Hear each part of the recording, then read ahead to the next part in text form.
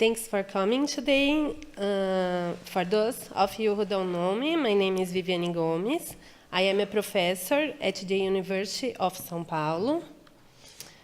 The University of São Paulo is located in the south of Brazil. It's a public university with around 60,000 students. And USP is the largest university of Latin America, and according to the QS World University, our vet school is in the 47th position. This morning, I will be talking about the influence of the metaphylatic use of antimicrobials on early gut colonization, bacterial colonization in Holstein calves. Fetus development occurs in a sterile uterus. During and after birth, the gastrointestinal tract is rapidly colonized by a high number of microorganisms, and the first colonizers identified from calf meconium samples are aerobic bacteria, followed by Bifidobacterium, Lactobacillus, Fecalium bacterium, and Enterococcus.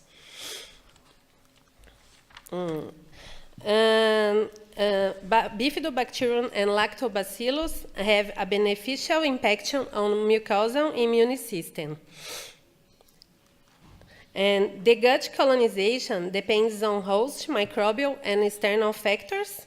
And within external factors, the use of antimicrobials is the main cause of the gut dysbiosis. So, my question today is, what is the effect of tulathromycin on gut bacterial colonization in host calves during the first month of life? Study design.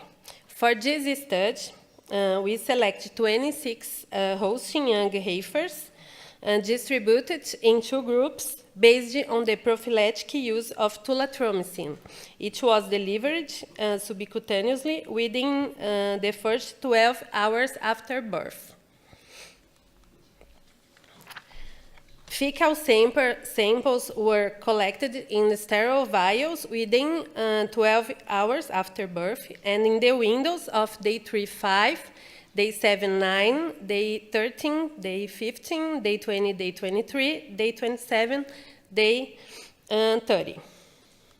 The total DNA was obtained from the feces using a commercial kit, and quantitative real-time PCR assays were conducted using cyber-green PCR master mix and standard commercial probes to detect Bifidobacterium, Lactobacillus, E. coli, and Clostridium perfringens. So, results. The number of DNA copies was lower on G1, here, and here for both groups, followed by a peak of the quantity of bacteria on day 3, day 5, it was in the both groups, especially due to the increase of fecal coliforms, E. coli, especially in the antibiotic positive group. And probably this invasion of E. coli can represent the high risk of gut contamination immediately after birth. It is also detect the predominance of lactobacillus in red color here in both groups in the first month of life. There was no difference observed between groups, antibiotic positive and antibiotic negative group, in the total number of the bacteria here. And on the other hand, the antibiotic negative group had more number of copies of DNA for symbiotic bacteria, such as Lactobacillus and Bifidobacterium.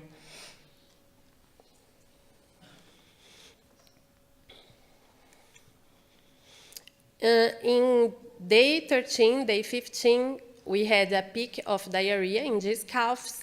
It was caused by Cryptosporidium. And after the Cryptosporidium infection, we didn't have more difference between groups for symbiotic bacteria, lactobacillus and bifidobacterium. For E. coli, we just saw some difference after the diarrhea peak, that it was also here. And we identified high number of copies of E. coli in the antibiotic positive group. It can indicate a kind of dysbiosis after the diarrhea peak. And we didn't find any difference for Clostridium perfringens between groups. And to conclusion, from this data, we concluded that there are main long-term health effects associated with early metaphylatic use of tulathromycin in the microbiome, mediated development of the immune system and physiological function. Thank you very much for your attention.